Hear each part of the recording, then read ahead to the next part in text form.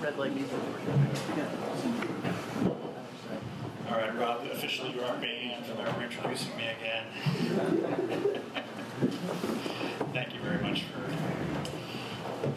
for that introduction and the memory of the terror of driving through a section of South Bend I've never found again. It's like Stranger Things, you know. It's like a part that you can't find. It's really a great pleasure for me to be here at Colgate. I've never been to this campus before, and I think it's long overdue. So, Bob, I blame you for never having brought me here before, but all the Bobs. But it's really a great pleasure to be here, and to be here with the Laurie Bays, the Notre Dame contingent, and as well to be back together with Professor Cranack. Professor Cranack spent was it a year, or at least a semester or two, teaching a course at Georgetown. When I was at Georgetown, we arranged to have him come down and teach down there. And I know our students really enjoyed having him teach our students at the time. So it's nice to have this combination of old friends here in this room. It's also, I should note, a great pleasure and honor and humbling to be asked to speak for this conference, which those who can remember far enough back, I actually started. I actually began this conference when I was teaching at Georgetown with a program that I ran there called the Tocqueville Forum. And my idea was to create an undergraduate student conference. We began it with a kind of partnership with Princeton University and the Madison program. So we would have a kind of home and away conference that we would bring some students up to Princeton to present some papers with some Princeton students, and then they would come down to Georgetown the following year. They always got the better end of the deal because usually it was cherry blossoms were in full bloom. But the reason behind the conference, Beth stated it well, which was to have a concern for things, for great ideas for their own sake. But I also had another motive, which is that I think too often students approach the idea of writing a paper, the idea of putting ideas down on pages, as an exercise of what you need to do to get a grade, to complete the requirements of a class. And over the years, I've really thought that this is a grave injustice in terms of your education, that the professoriate, we enjoy to some extent or another the life of the mind in which we're putting down words on paper, ideally that these go out into the world and get read by people, and hopefully people respond to them, and we engage in intellectual discourse and conversation. So most of what students are doing doesn't actually resemble what we're doing.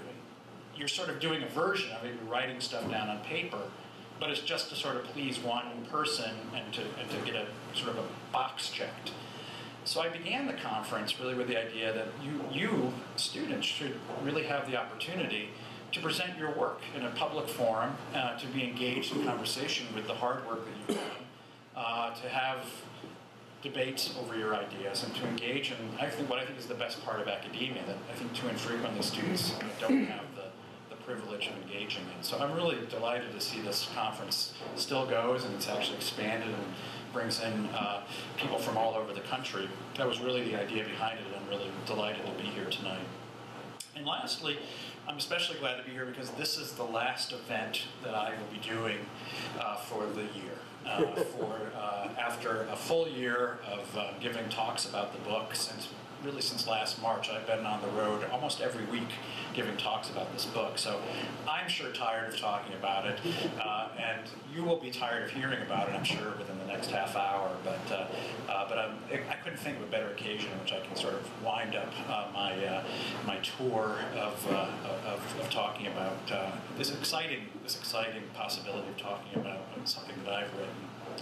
So what I want to talk about tonight is a kind of story of two liberalisms, and to raise a question, whether the two liberalisms might just be, in fact, one liberalism. I think it's a question that we're all, in some ways, grappling with.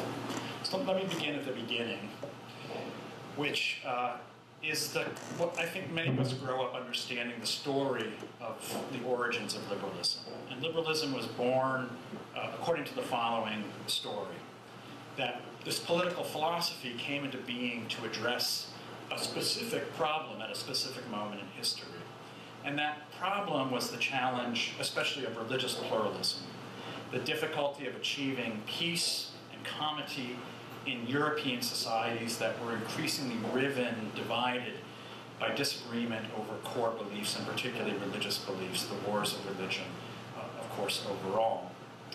And the early architects of liberalism, whether they were liberal or kind of proto-liberal, figures like Thomas Hobbes in his own way, or Spinoza, or John Locke, believed that the theory of government and of the state needed to be reconceived in such a way that these conflicts could be resolved in a world of diverse views. It was in particular, I think, the first real, the kind of archetypical liberal thinker, John Locke, who proposed what I think many of us think of as liberalism, which the state should act as a kind of neutral arbiter, a kind of referee, allowing for the free expression of a variety of viewpoints and beliefs, while reserving legitimate powers to restrain expressions of those beliefs if they caused harm, particularly, of course, sort of public expressions and physical expressions of those beliefs, but even potentially statements that might undermine public peace and the common good. In addition, it was believed that through such a promotion of freedom of worship and a freedom of expression, a tolerance of belief, that people would be able to craft their own life paths as they saw fit, and as a result contribute to the peace and to the prosperity of society, to the wealth of the nation, and to the overall good of the society. It was certainly, I think, this philosophy that most of us, again, have grown up believing is the liberalism that inspired our founding fathers, and that was articulated with distinct clarity in the Declaration of Independence, which I note has been included in your packets in case you may have forgotten some of its lines. Some of its most famous lines, of course, read as follows: "We hold these truths to be self-evident, that all men are created equal, and that they are endowed by their Creator with certain unalienable rights, that among these are life, liberty, and the pursuit of happiness, and that governments are instituted among men in order to secure these rights, deriving their just powers from the consent of the governed." This is one of the great sort of synopses, summaries of a much longer text, the kind of Lockean argument for the state of nature, that we are created with natural rights, that we come together to create, through a social contract, to create government in order to secure those rights. That the government in particular comes into being as a contract between individuals who are described as being free and equal, endowed by these natural rights, who agree not on the fundamental beliefs that they all have to share, but agree on the common cause and on the basis of society, being that government and society and the public order should seek to secure liberty of individuals and liberty of groups. Even if we don't agree on what the nature of liberty is, even if we don't agree on what the purpose of life is, how we should worship a God, if there is a God, and so forth. Indeed, it's expected we will disagree about many of those fundamental things, but we will agree that we all have a right to pursue those things as long as no one is harmed, as long as no one is prevented or harmed from pursuing that course. This liberalism, then, is premised on the minimalist agreement to agree to disagree, to live and let live, what John Rawls called a modus vivendi, a way of getting along. Thus, this liberalism instituted a limited government, the sole and main purpose of which, at least domestically, was to secure the rights of the people who were contracting members of that society, externally to protect the domestic sphere from foreign invasion, and so forth. And this is the liberalism of which, and to which, many of those who ardently defend American liberties today, often called conservative, would seek to restore. Liberalism, in this understanding, I sometimes think of as a kind of container of diversity. It was, in some ways, a broad but shallow vessel that could contain the potential violence of the diverse elements of society, an experience which was fresh on many people's minds in the aftermath of the wars in religion, especially between Catholics and Protestants. Liberalism provided a container in which those differing beliefs could coexist. Thus understood, liberalism was a neutral political order that would allow for the existence, and here I would really underline this, the existence of many non-liberal forms of life. Belief systems based upon traditional authority, religious belief, strong sets of cultural norms, forms of local self-governance that would have the effect of restricting the potentially more anarchic form of liberty that liberal theory posited was the condition of human beings, the condition of liberty of people in the state of nature. The political philosophy of liberalism could, at least in theory, lead to a liberal government of a broadly non-liberal people. People governed not by government per se, but more broadly by society or various societies in which they might be members, particularly in the forms of norms and custom and culture and tradition and religion and community. As my dear friend, the great and late Peter Lawler once put it, such liberalism was premised upon a belief in what he called libertarian means to non-libertarian ends, is the way he described this liberalism. Now, I think there's undeniably truth in this story, and it's a story that I think is well told and well loved. But I want to suggest that there's a deeper subtext in this story, one that a number of its own architects understood, and a number of its architects overlooked or didn't quite fully understand. From the outset, there was another and deeper sense in which liberalism was constructed as a kind of container. Liberalism's architects understood that a primary allegiance to one's religious or cultural beliefs would always pose a threat to the prospects for individual liberty. This liberal container that may contain, and indeed arguably certainly at the time contained mainly non-liberal groups, would not in fact be a source of true liberation of individual liberty, even if the philosophy was premised upon individual liberty. In its social form, it would actually contain individual liberty. This understanding and recognition of the limits of purported liberal neutrality was most forcefully expressed by a later thinker in the liberal tradition, John Stuart Mill, in his 1859 essay on liberty, which recognizing, he begins that book recognizing that the greatest threat to individual liberty in his time came not from an arbitrary government, but came from the controls, the customs, and the norms that existed in society.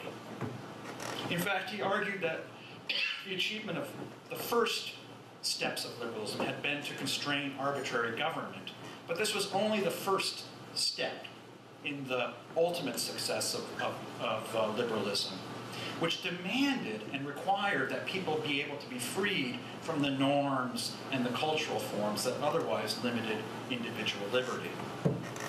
The great threat to individual liberty, what he called experiments in living, came not, he argued, at least by his time, from government, but from society. And it was the very non-liberal forms of life that were manifest in culture and tradition and religion and community that Mill regarded as, and I quote him, the despotism of custom, forms of despotism, and why he was particularly exercised about tyranny of the majority, and actually admired these passages in Tocqueville's Democracy in America in a review that he wrote of Tocqueville, even if he didn't follow Tocqueville's advice and recommendations. He believed that the true liberty of individuals could not be achieved until traditional forms of custom and religious belief were weakened from being norms into basically forms of opinion, and increasingly individual opinion. And thus society, he suggested, needed to be remade in preference to those individuals who wished to live without the norms of custom and tradition. That in some ways their desire to live experiments in living should take precedence over those who might desire to live under lives of norms and custom and tradition.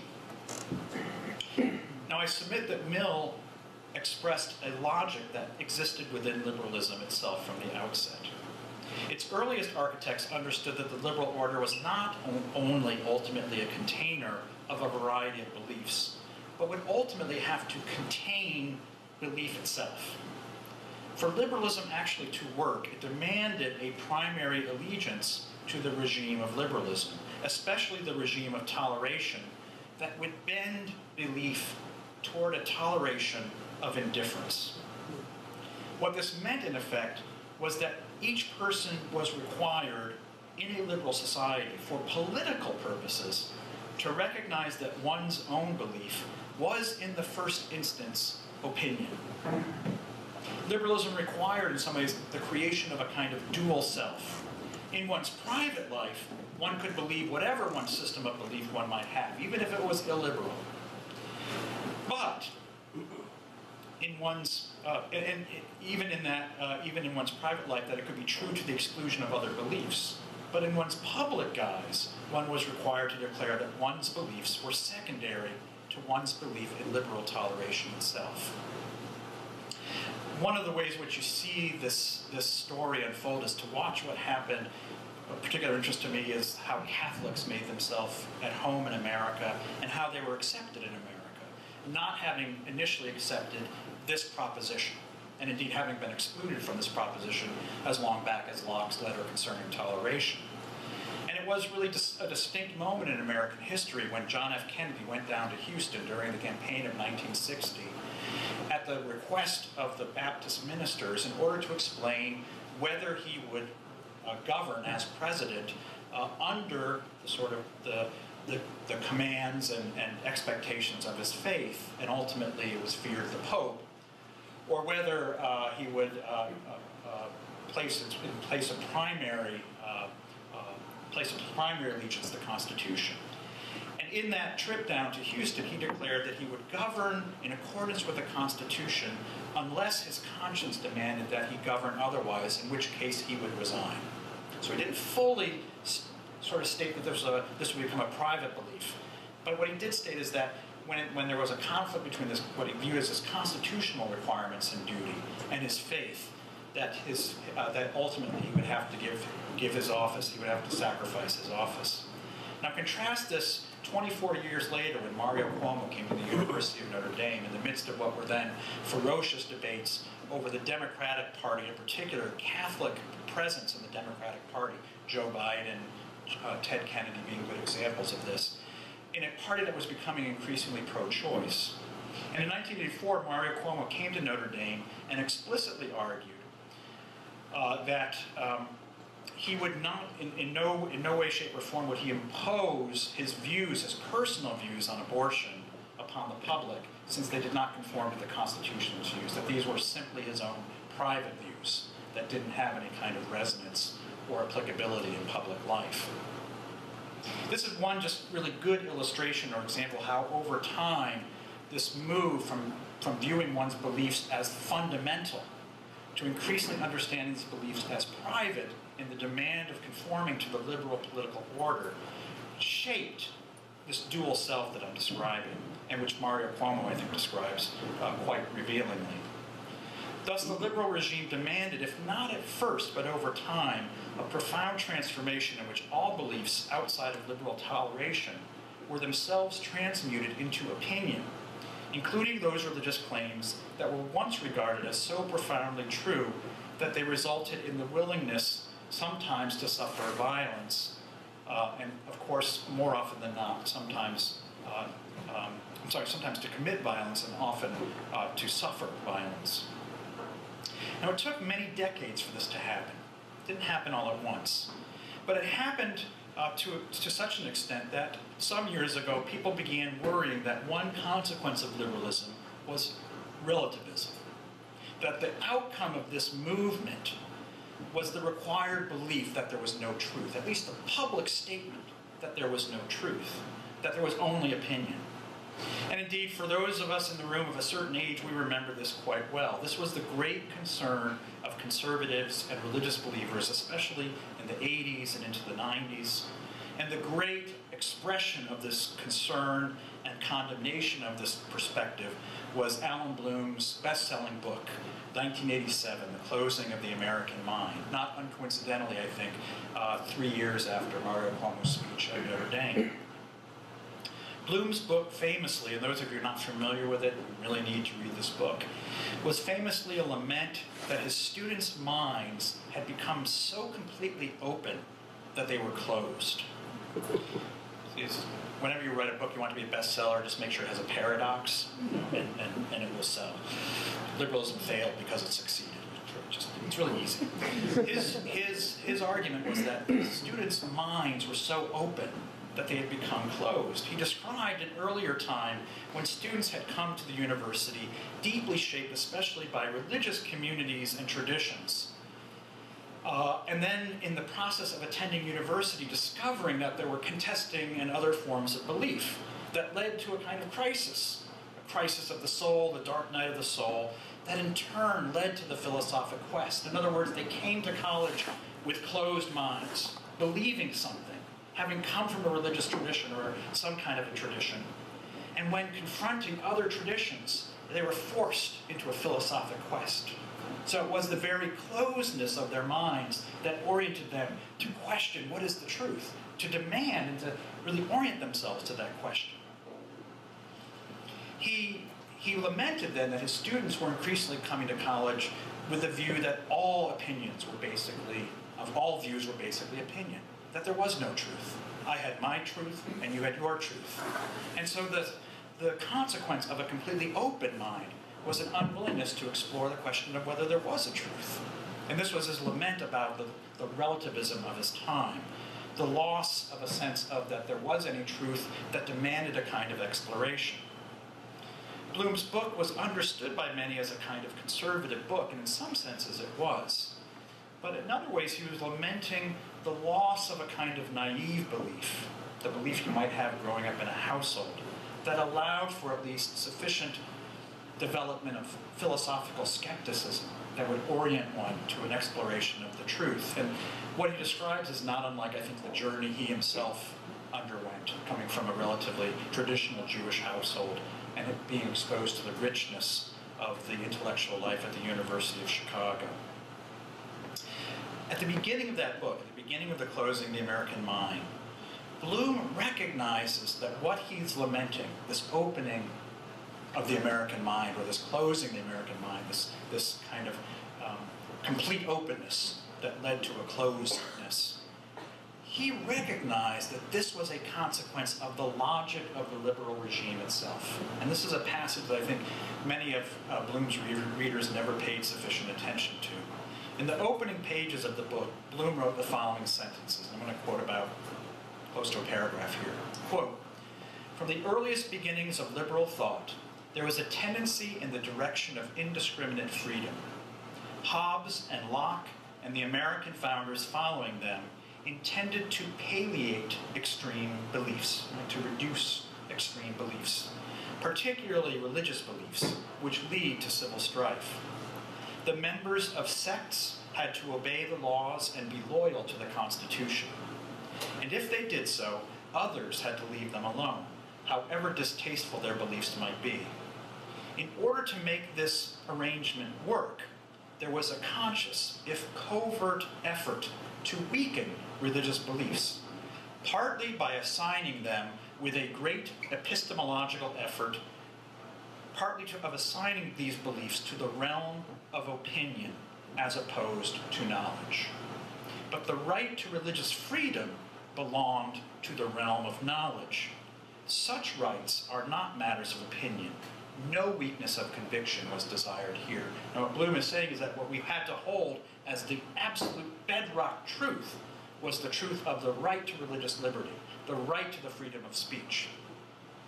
And what the effect in some ways of this being held as the bedrock truth was the reduction of the belief in the fundamental truth of one's own personal belief. That this had to be in some ways, one's relative toleration had to be in place of pride in one's belief system in a liberal society. That's the end of that quote. What Bloom was here describing was at a point in American history, he wrote this book in 1987, when the effort to palliate extreme beliefs, as he put it, by weakening those beliefs, had been so successful that the predominant belief was becoming that the only acceptable belief was infinite toleration. The belief that there was no truth, only opinion.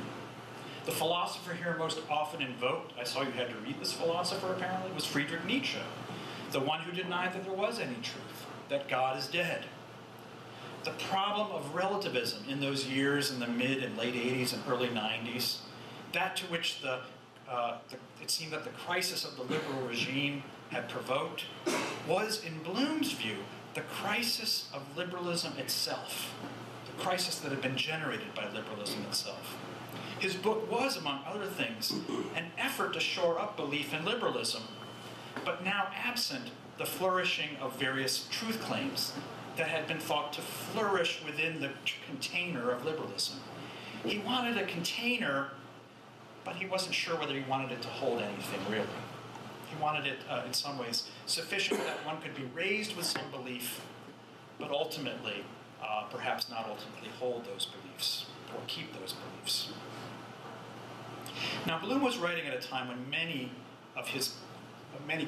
conservatives believed that relativism could be reversed within the extant container of liberalism, without the realization that Bloom himself had expressed was that the container itself was the cause of relativism. Well, at the outset, it seemed to many of the supporters of liberalism that this first idea of the container, that it could contain many different belief systems, was the ideal resolution by which societies could secure peace and genuine pluralism. It was the second form of containment that I described in John Stuart Mill that manifested itself as the dissolution and breakdown of those very communities that had been animated by forms of true belief. It wasn't just that people stopped believing those things, the communities and the traditions and the practices in which those beliefs were cultivated, those began falling apart.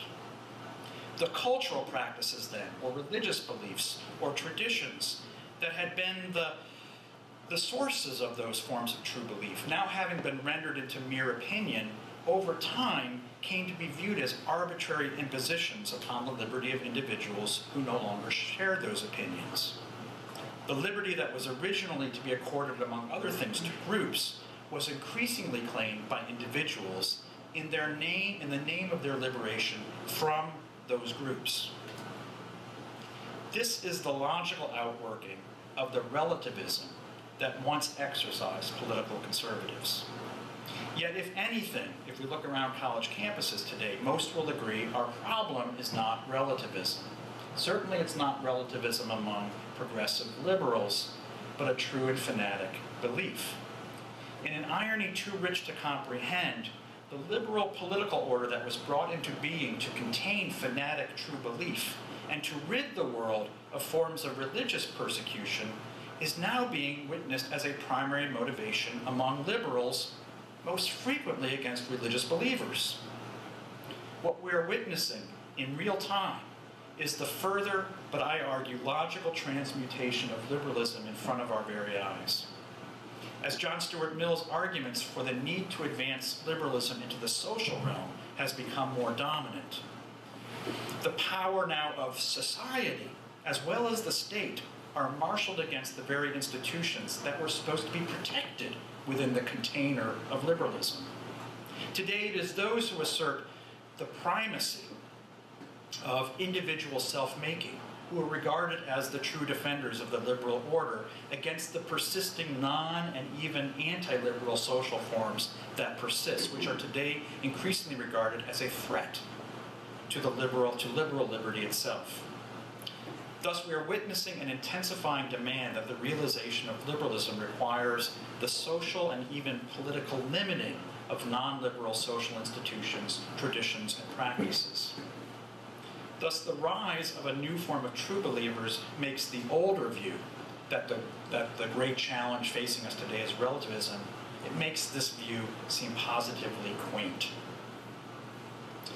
Now, the logic by which this containment of belief itself undermined the kinds of communities has now made those who defend those kinds of communities and belief the very portrait of a new kind of illiberalism. Well, in other words, while liberalism was created in the name of giving space for a variety of cultures, of formative views of God, formative forms of religion, the centrality of family, and so forth, today it's this disintegrating logic of liberalism that is aimed squarely at these various institutions. And I'll just mention four and then I'll wind up. Culture, religion, family, and nation. All of these, supposedly, those forms of life that were supposed to flourish within the container of liberalism are now being directly and forcefully attacked. The first of these, culture. I would submit, and I have a chapter in my book called Liberalism as Anti-Culture. I would submit that liberalism is in its essence ultimately against cultural forms and cultural formation as limitations upon individual liberty. One doesn't get to choose one's culture, and to the extent that it's not chosen, it hasn't been consented to. Thus, over time, liberalism has been largely successful in dissolving strong cultural traditions, often replacing them with culture in the forms of consumer products. Go to any store now, you can buy lots of culture. You just can't live culture. And largely it's been able to do through, not through force, but through the seductions of individual liberty, of free expression, the transferal of the locus of liberty from groups to the individual.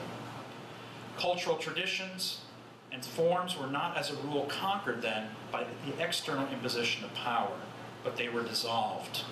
And thus we see around us the remnants of culture everywhere, but increasingly that accords with the liberative ethos of liberalism. I could go on and name a lot of these. You have Mardi Gras without Lent, every day in New Orleans. You have St. Patrick's Day, largely without worship. You have Christmas as a celebration of consumerism. We could go down a list of all the cultural forms that were meant in some ways to be formative of a certain idea of a deep formation in certain kinds of virtue that have been replaced with a liberationist ethos. I think it has been especially the power of the liberal market that has acted particularly as a solvent on cultural forms, demanding in place of priority mobility, flexibility, a priority on efficiency and utility over practices that often sought to teach the opposite lessons of self-sacrifice, generational continuity, tradition, and stability. Second, the relationship of liberalism and religion, of course, is complex, and I can't begin to speak about it here, but here at least we begin to see more frequent and direct intervention by the state. From the very outset, religion was a main competitor for the devotions of its people, and the liberal state historically sought to restrain religious and expression belief not only by the transformation of true belief into opinion, but by the imposition of power itself, increasingly with the United States government insisting upon the removal of religious symbols from public places, the banning of public prayer, legalizing abortion on the grounds that abortion is based solely upon irrational faith claims, and so forth. But as in the case of culture more broadly, religious belief, I think, overall has waned as liberal faith, particularly liberal belief in self-making, has gained traction. And it's particularly as people move, as you look as the generations are younger, that you see this vision of self-making and individual liberty on the rise and the belief in religion on the fall. Here, a lot of research being done by Pew and so forth, looking at the rise of the nuns, which is not N-U-N-S, it's N-O-N-E-S, and my colleague Christian Smith's work on emerging adults and his fascinating findings that the dominant religious belief, such as it is among young people today, is what he calls moral therapeutic deism. God is nice, God wants me to be happy, and he really isn't very much involved in this world. Third, for liberalism, of course, it wasn't just religion, but it was the family that was always the most difficult and even intractable problem for the realization of the liberated individual and the self-making self. Most obviously, it's the relationships between parents and children that resist the ideal of the self-choosing human being, the human being who makes who bases all relationships upon free choice.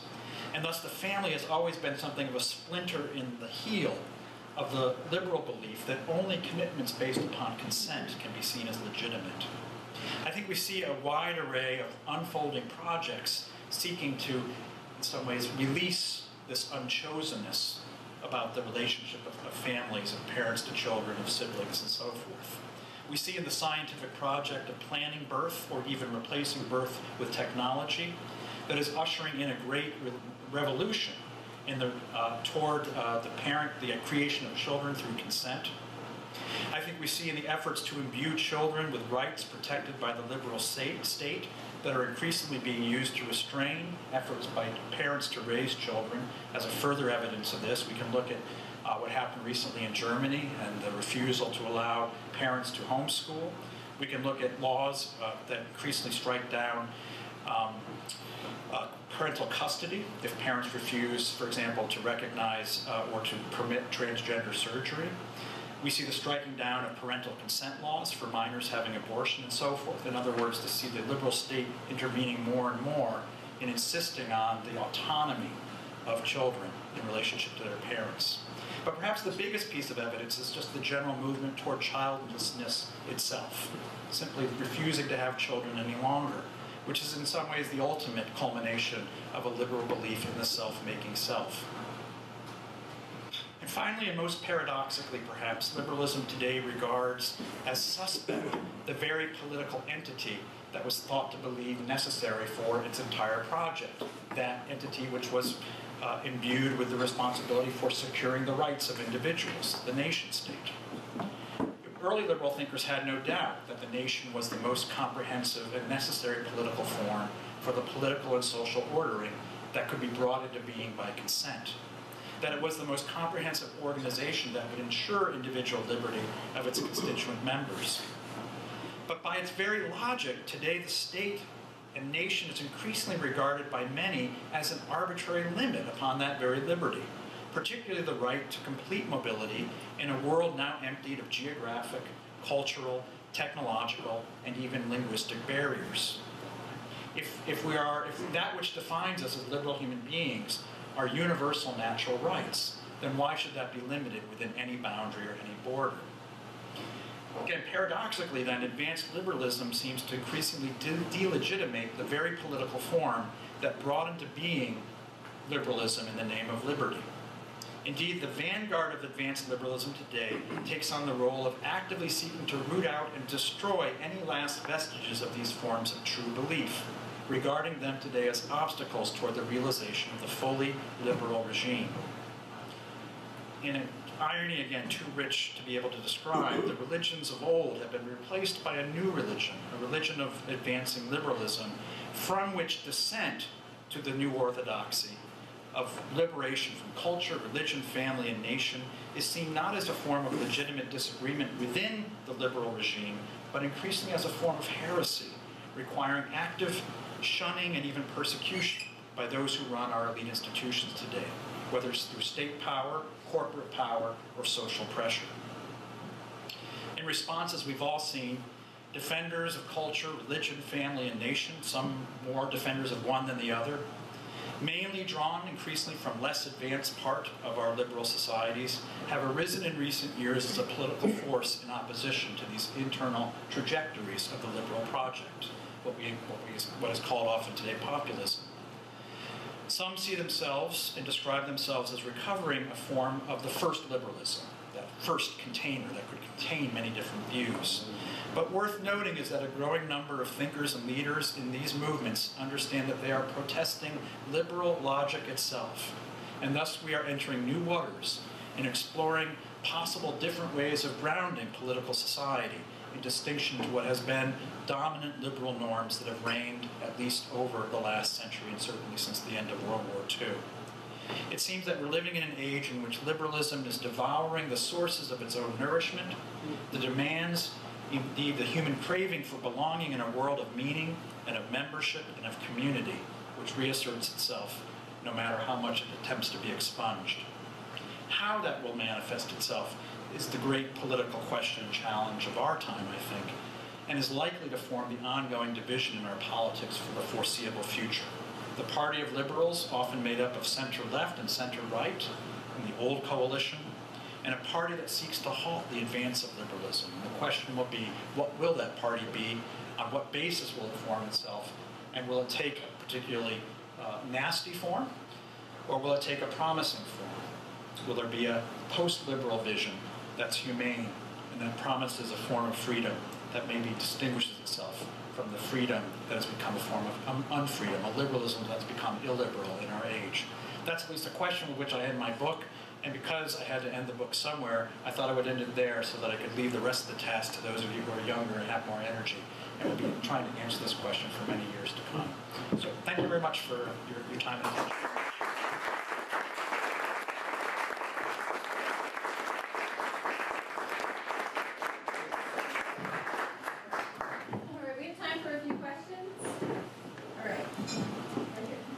Thank you for talking, Professor Deneen. One of the things that I noticed when I read your book is similarity between your critique of liberalism and Hannah Arendt's critique of ideology.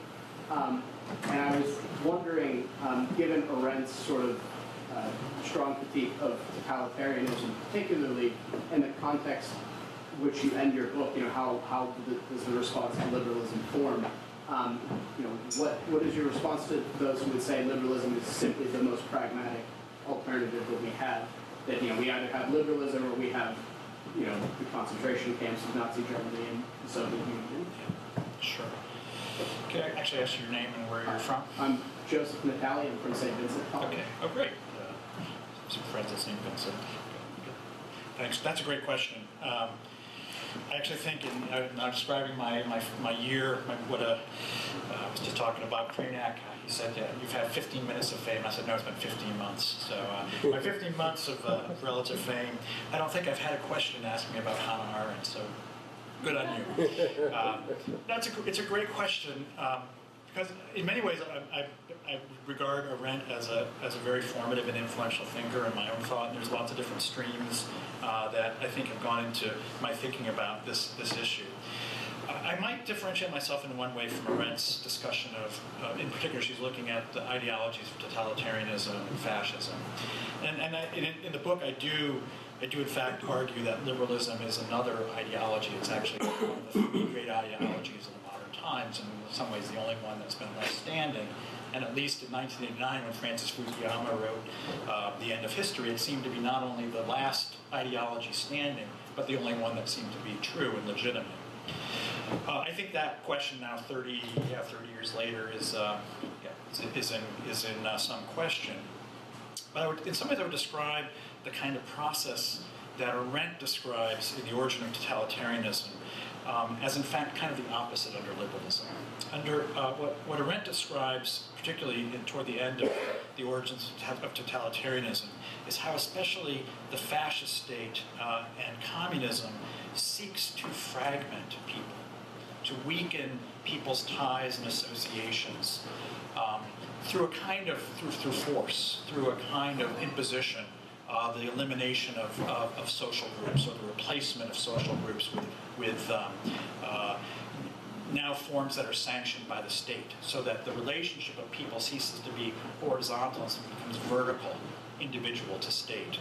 And much of, in some ways, you could say, the relative success of communism and fascism, as long as they were viable projects, rested on the replacement of what were widespread sort of communal forms of life with an increasingly fragmented way of life in which the relationship increasingly became the individual to the state. And this was the process, Arendt argues, this is the consequence of the state enforcement of these of this kind of atomization and fragmentation.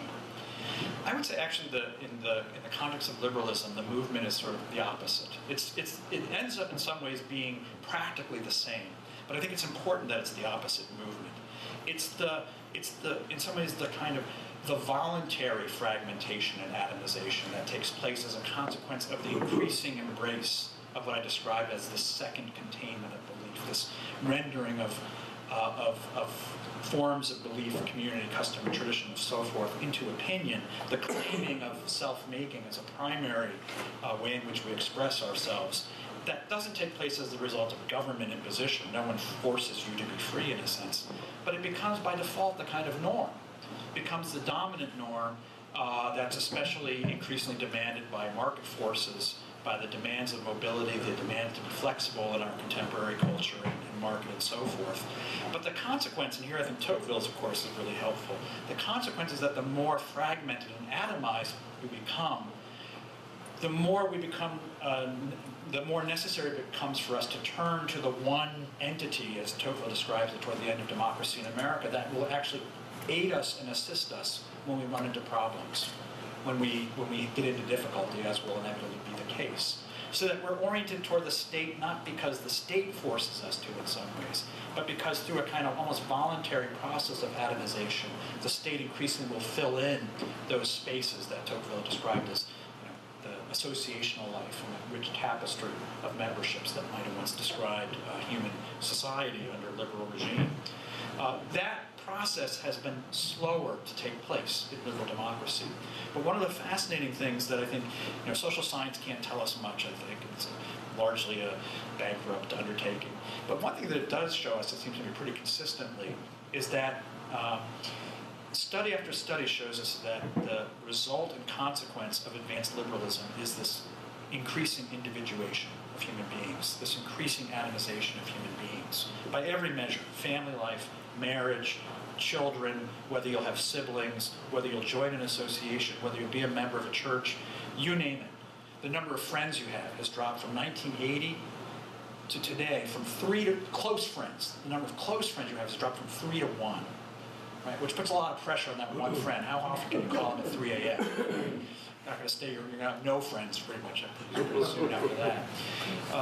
What's striking about all of these social science findings is how we have become more the creatures portrayed in the state of nature over time. We have made ourselves into those creatures, but rather than leading to a kind of nirvana in which the state withers away, the state constantly gathers strength as we become more individualistic. And there's a kind of deep relationship between those two. I would just simply say that what Arendt describes as a kind of top-down process, under liberalism is a kind of bottom-up process. But you end up in a kind of similar place, and what's striking today is how increasingly similar Europe and the United States look, coming from sort of very different kinds of traditions, but liberalism sort of, you end up kind of in the same spot, the same position. I mean, great question, thank you. Yeah. Can you tell me who you are? Yeah, Michael Clark from Hamilton College. Yeah, great. So I guess I just don't see the necessary connection between the logic of liberalism and the logic of relativism that you're talking about. I think relativism has become dominant in liberal societies, but from other factors maybe. But I don't see that as soon as you have a liberal society, all the religious beliefs necessarily have to become subordinate to the guiding liberal doctrine. I mean, the guiding liberal doctrine would take primacy in the sense that it's the only common denominator. It might be the only doctrine that everyone agrees on. But that doesn't necessarily mean that it takes more legitimacy than the religious beliefs. So I think that logical connection you were talking about would need a lot more spelling out. Sure, no doubt about it.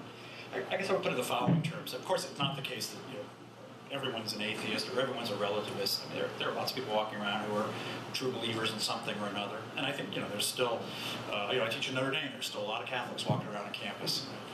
They're still around. Cardinal Newman's Society doesn't describe it entirely perfectly. But I would say one of the things under liberal society, what happens is, in some ways you could say the default gets set differently. The default changes. That, let's say broadly in a society in which we could talk about what this would look like, and that entails its own difficulties and challenges. But a society in which the first move is not to bracket the good, which I think that's, we could say, this is one of the fundamental premises of liberalism, to bracket the question of the good. This is good Rawlsian language, right? We're not going to, as a public matter, we're not going to engage in questions about the good. That's going to be up to you to figure out. That the default gets set differently, so that so sort of the dominant ethos will become much more of that relativistic ethos. Now, it's not to say that everyone's going to be therefore I don't believe anything. I think Alan Bloom was wrong about that. I think everyone walks around saying that they don't believe in anything. But as a first matter, it's demanded that you acknowledge this is my belief, that's your belief, right? And that I can't necessarily make a claim of my belief on your belief. Right? That again, I have to, as a public matter, express my belief as a matter of opinion. It forefronts in some ways the default in which we have to, as a first matter of being a liberal citizen, forefront our acknowledgement that my belief is a private belief. And that's what I mean by relativism. It's not that we don't have beliefs. It's that it forefronts a kind of a first relativist move. I'll put this in another way.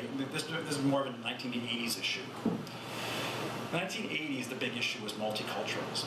And Alan Bloom, if you read The Closing of the American Mind, Alan Bloom gets really exercised in the same way that Mark Lilla got exercised about diversity, about identity politics, believing that the great threat to America was this kind of explosion of these strong cultural beliefs and all these groups that had these strong cultural beliefs. And that if we really kind of retreated to our cultural tribes, that we wouldn't have a good liberal society.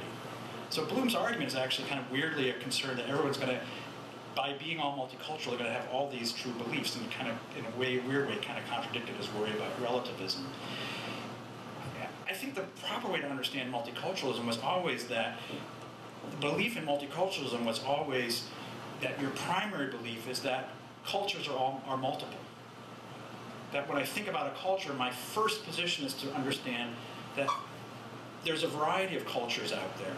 So that my primary allegiance is to the belief that there's a variety of cultures out there. And that's very different than a person who is in a culture and confronts another culture from within a culture.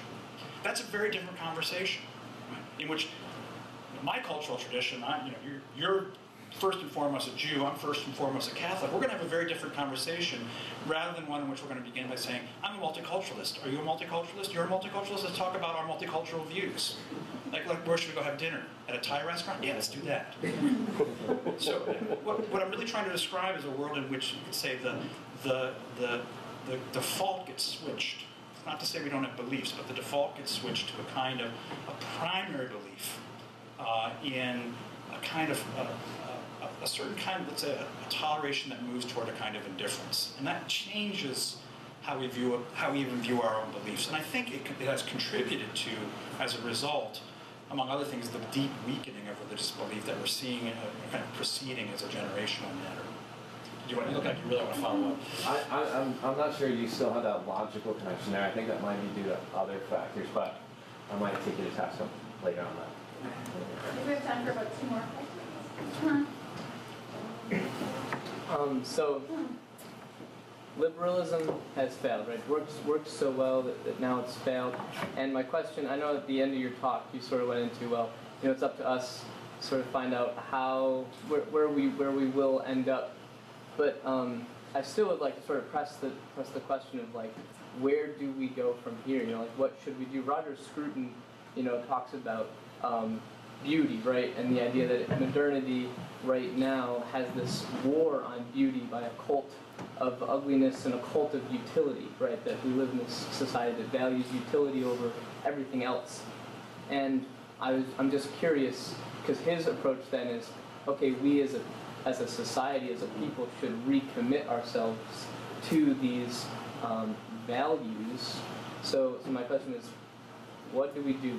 What's next? Where should we go?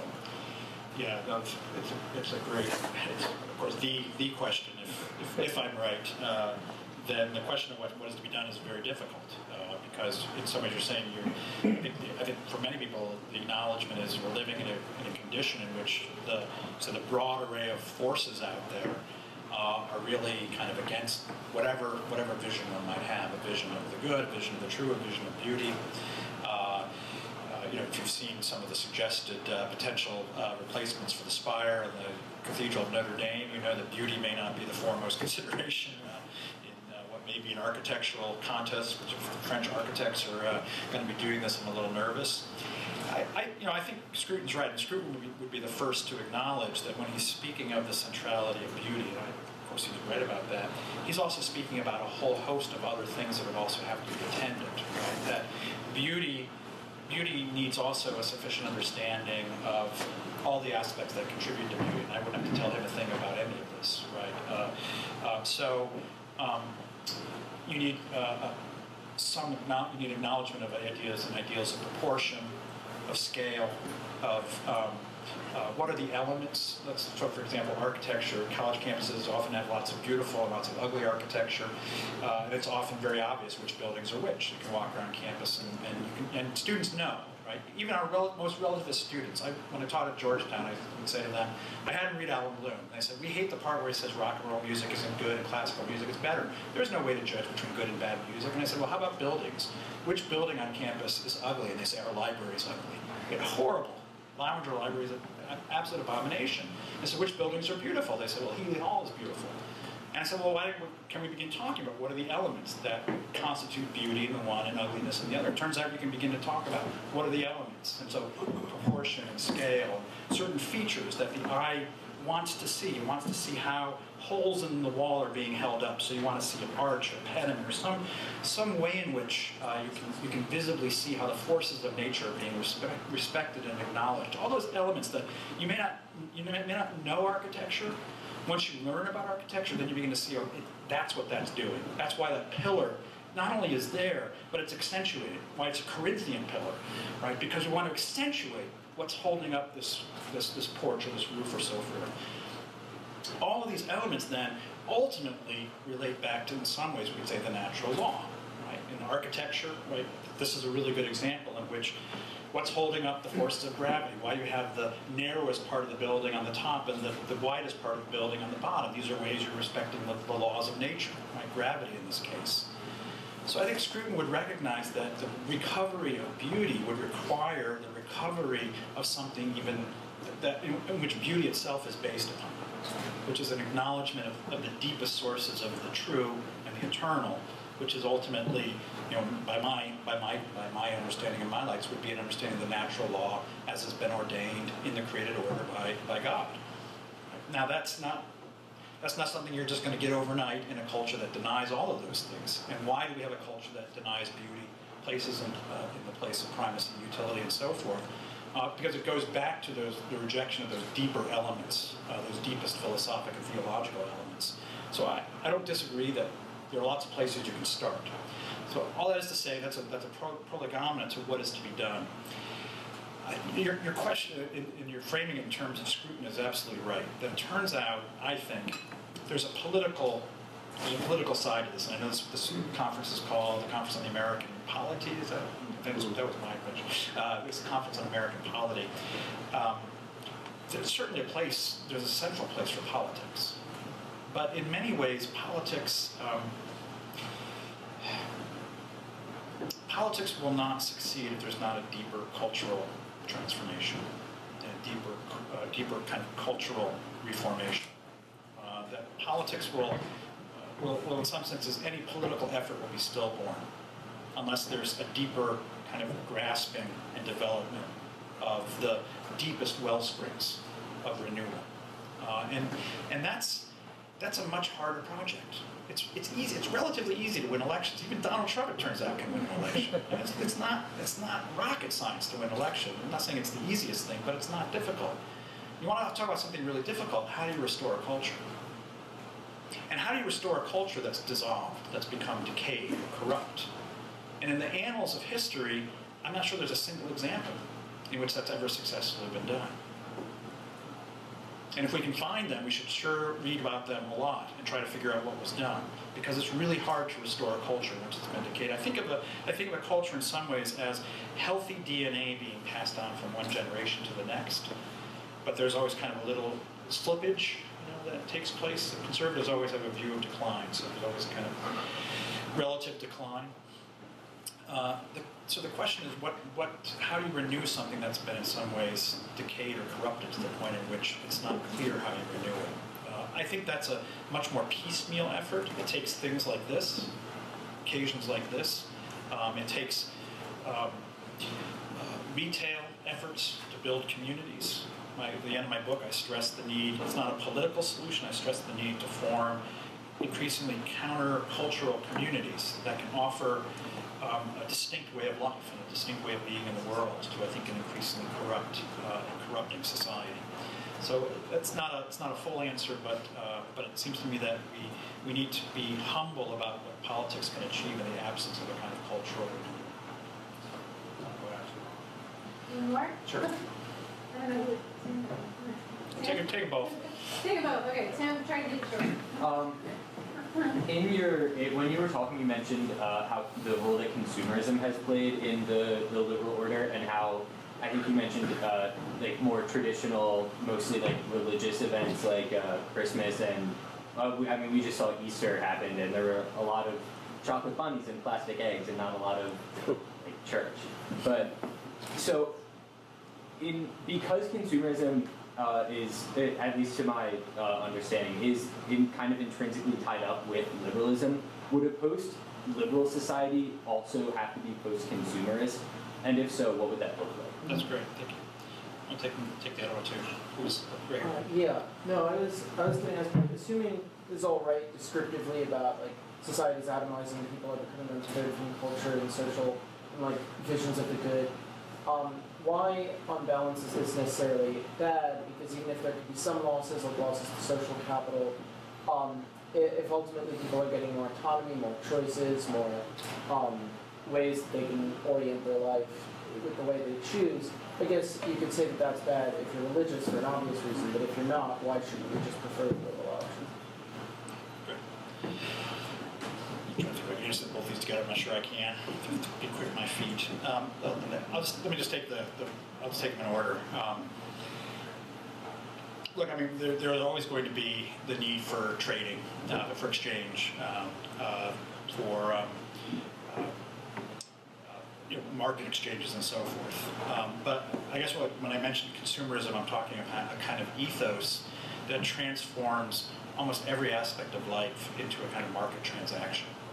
And this, it seems to me, is the most insidious way in which at least economic liberalism inserts itself into really every aspect of life. And again, transforms us not because it's imposed from above by sort of the state forcing you to do this, but again, very insidiously kind of creeping into more and more aspects of life. So, I mean, one area that I'm, of course, particularly exercised about is universities. It seems to me that universities now are increasingly run on completely sort of consumerist models, market models. And I mean, think about how it is largely for a student today. You enter university and you're given really very little guidance on what a curriculum, which is to say the course that you will run. That's literally what it means. The course that you will run, you're given very little idea of what it would be to be an educated human being, a truly educated and cultivated human being. Because the model now is increasing that you are consumers. You are actually sometimes described by administrators as customers. Especially the parents who are paying the bill have to be satisfied, like a buyer at Amazon has to be satisfied. And this is why, among other things, there can no longer be any authority within institutions that, in order to really function well in doing what they're doing, which is guiding young people through the hard-won wisdom of not only older people, but lots of people who have lived and died before us older people, that you're going to need some degree of authority to be able to say, this is what a curriculum looks like. And to the extent that you move to a consumerist model, what happens is that all forms of authority are ultimately eliminated, right? They're just, that's one of the great, you could say one of the great accomplishments, going to the second question, of what a consumerist society does, is it eliminates forms of authority and it makes everyone simply a sovereign chooser. But I would suggest that in many aspects of life, we shouldn't think in terms of sort of consumerist or market models. So, for example, increasingly I think we regard family life increasingly through the lens of a kind of consumerist model. If I'm not satisfied with this purchase that I made, I'll move on, right? I mean, what is it like? I can't even imagine what it's like to grow up where you can just flick your finger and find, oh, this person might be a better mate. Okay, I married this person, but wow, this person has red hair, that's really nice. I mean, it's just the way in which this ethos inserts itself into every aspect of life, it seems to me, imperils the possibility of certain kinds of both authoritative arrangements in society and certain kinds of commitments that a society needs to thrive and to flourish. So what a post-consumerist society would look like would be to regard the kinds of consumption and activities of pertaining to the market as necessarily confined to certain spheres of life. I mean, so what would that look like? Well, I mean, among other things, we could, I think it would be a wonderful thing, it's probably not going to happen in my lifetime, if we would go back to having a day of the week when we stop commerce. And say that there's a day of the week when you're not going to engage in commerce. Right? Poland has just done this. Poland has reinstituted closing days on Sundays and said, on Sundays, that's your opportunity to be with your family. So if it's not only that you can't shop, it means that if you work at a store, you don't have to work. You can be at home. That you highlight and you protect a space where commerce won't invade.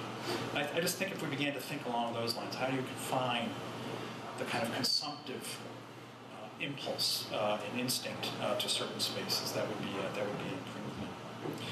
improvement. Your second question, it's in many ways it is sorry, your question, not your second question, your first question.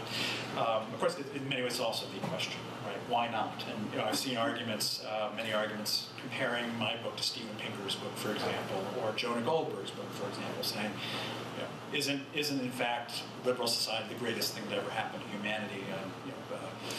Jonah Goldberg calls it the miracle, right? That this is the transformation, especially the material transformation of our lives. I guess I would say that I'll talk first on the material basis, piggybacking on the last answer. Of course, you need material circumstances and some degree of liberty to pursue material betterment to lead a flourishing life. And anyone who would deny that, I wouldn't spend too much time with them. But we also recognize that we're creatures that need deep forms of community and commitment and friendship in order to flourish. It's the kind of Aristotelian observation. What if it turns out that a society oriented toward exactly the autonomy and the freedom and the choice that we can rightly laud in many respects also leads to the diminution and even difficulty of forming those parts of our lives?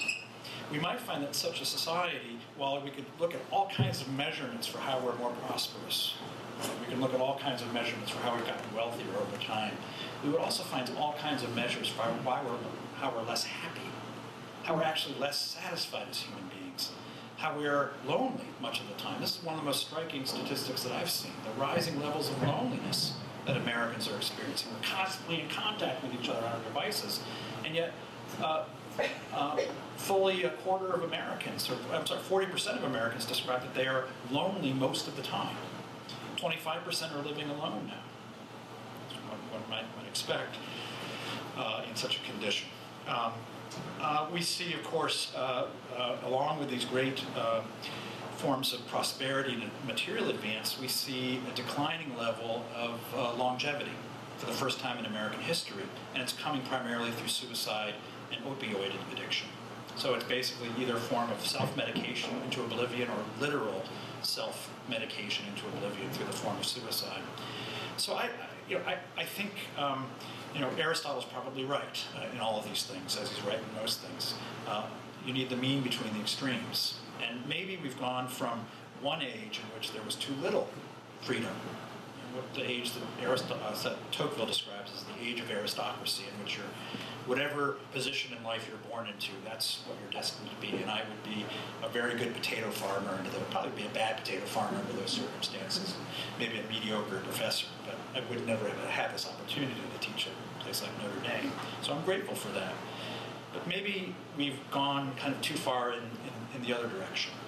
And maybe if we want to talk about a kind of post-liberal future, it's perhaps finding something of the mean between the extremes and working our way toward what that would look like, which doesn't mean that it would require perhaps a transformation of our entire social order, but maybe just a transformation of our understanding of ourselves and different practices that might develop as a result of that. Well, I thank you again for your attention, and we'll have a chance to chat.